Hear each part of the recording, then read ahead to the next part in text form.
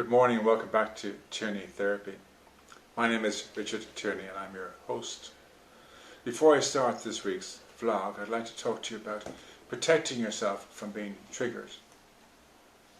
There's a lovely action you can do. It's very, very simple to learn. You hold your arms out in front of you, intertwine your fingers, lift your hands over your head onto your neck and press your elbows back. When you assume this position, you lock up your shoulders. We talk about having the weight of the world upon our shoulders. That's where you carry your stress.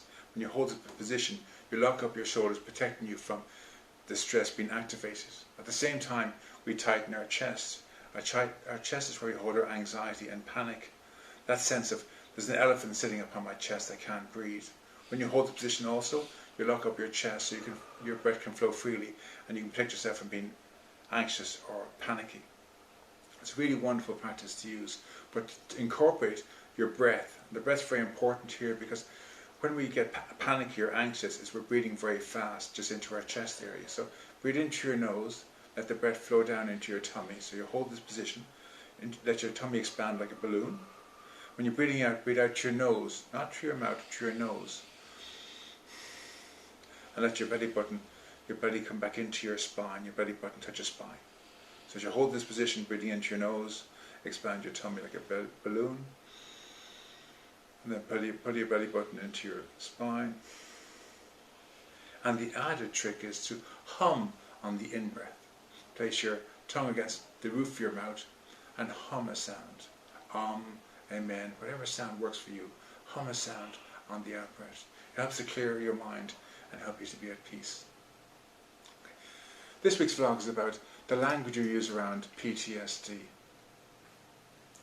I believe that anyone in the medical or mental profession should be offering hope. Whoever they're working with, the idea is to offer hope of recovery. We should be offering hope, and I think PTSD, as it stands now, post-traumatic stress disorder, doesn't offer hope.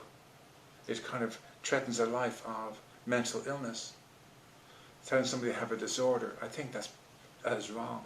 When you think about it, someone suffers a past event that traumatized them, PTS, past trauma stress. But they managed to survive that event. Others may have succumbed to it. It could be as bad enough to floor an elephant. But this person came through that event and managed to get through it using whatever they had at their disposal. It might have been anxiety, depression, whatever they could do to stay sane and sober, they did. When they come for professional help, they're told that they're the problem, that they've got a mental illness, they have a disorder.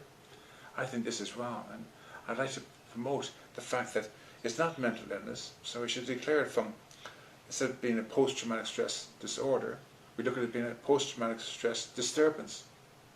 It's a disturbance in our very essence of who we are. Now, this stress will be manifested mentally, physically, or emotionally, but it's actually in the core of our being. It's in the very center of our being, in our soul. That's where this damage happens. It affects our self-esteem, self-worth, self-acceptance, self-value, our joy of living, hope and purpose. That's what gets affected by these events. It hits us in the very center of our soul. It's where we carry our demons. It's what leads to cancers and ulcers and other illnesses of the body. It's eating away at the insides of ourselves. So it's not a disorder, it's a disturbance in our life force, in our spirit.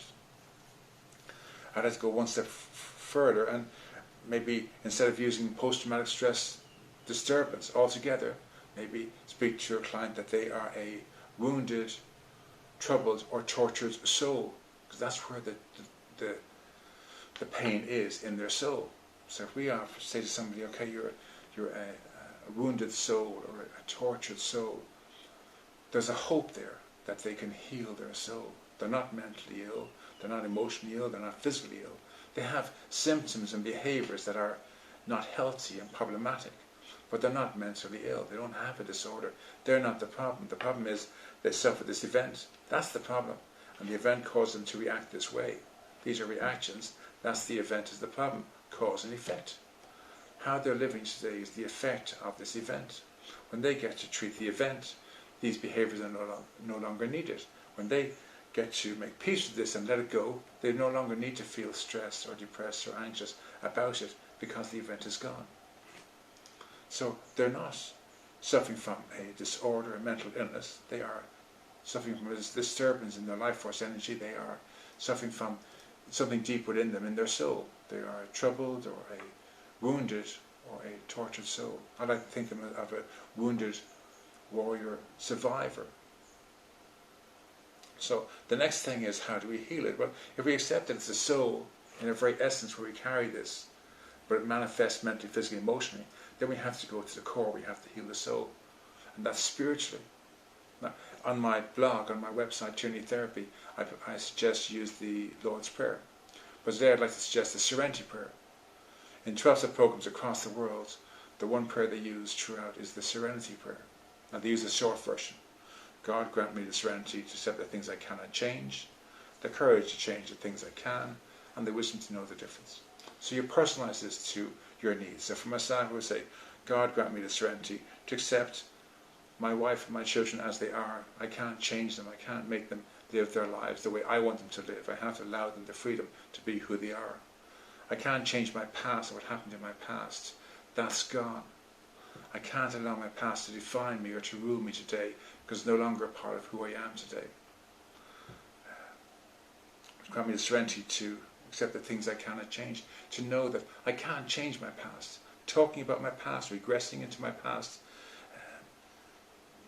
feeling the shame and the guilt and the anger and the rage over and over again doesn't help me, because I can't change it. Grant me the serenity to accept that I can't change it. Grant me the serenity to accept that there is a God and it's not me. I am not able to do this. And I've tried man-made solutions. I've tried therapy and medication and regression and journaling, and I'm still left with my demons. So man-made solutions aren't working. All my efforts to manage and control this on my own aren't working. I need to look at a spiritual solution. And that would be the first part of the Serenity Prayer. God grant me the serenity to accept the things I cannot change. The courage to change the things I can are, what can I do about myself? Well, I only have these 24 hours. I'm only alive for these 24 hours. I can't go back and change any part of yesterday. And I don't know if I'm going to wake up tomorrow. So I only have these 24 hours. I've got to live in these 24 hours. So I have to let go of the past. Find a way of letting go of my past. How can I let go of my past? Well, it's a spiritual way. And how does the spiritual way suggest I let go of my past? And I find that way, and I end up letting go of my past. My future I can make plans for, but I can't foresee the future. So I can make plans, and once I've made plans, I just trust that they will or won't happen. And now I focus on these 24 hours only. What can I do in my life today? Accept the things that I can change, and the things I can change is living my life today, in the present, being present. And the wisdom to know the difference is to know that I have the power to effect change in my life today. I haven't got the power over the past, the future. I haven't got the power over changing anything. People can talk about getting justice for what happened in the past. But that isn't going to help me to live today. If I'm investing in the past, my energy is going to the past. I'm using all my energy in the past. If I'm investing in the future, my energy is going to the future. I'm not present today. I may think I'm on this whole justice vendetta, but my wife and my children suffer me not being present. My family, my friends suffer me not being present. My job suffers me not being present because I'm in the past or in the future. It's finding a way of coming back into the present by letting go of the past, letting go of the future. Thank you very much.